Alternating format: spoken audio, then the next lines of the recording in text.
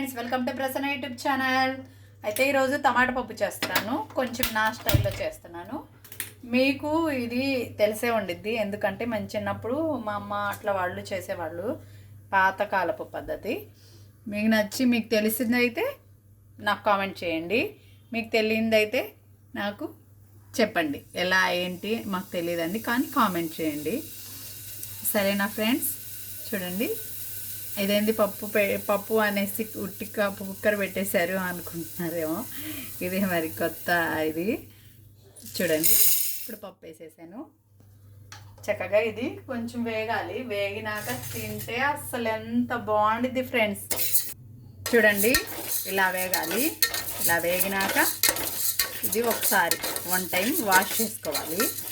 లేకపోతే కొంతమంది వేసేస్తారు ఇందులోనే నీళ్ళు. నేను 1 టైం వాష్ చేస్తున్నాను. వాష్ చేసి ఇంకా మిగతా ప్రాసెస్. సరేనా? చూడండి, నేను వాష్ చేయబుద్ధి కాలేదు, నా మనసు ఒప్పలేదు.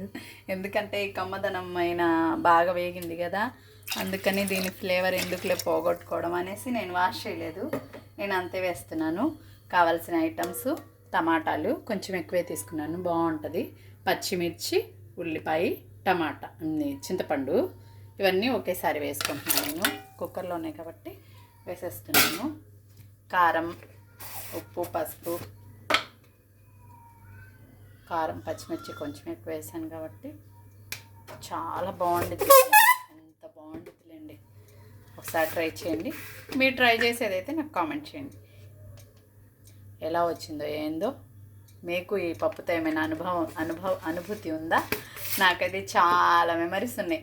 మా అమ్మ వేపేదైతే నేను పక్కనే కూర్చొని మా అమ్మ కొంచెం వేయమ్మా అనేసి వేయించుకొని తినేదాన్ని. చాలా బాగుండిద్ది ఇది. అందుకని మా పాపకి మా బాబుకి కొంచెం తీసాను నేను.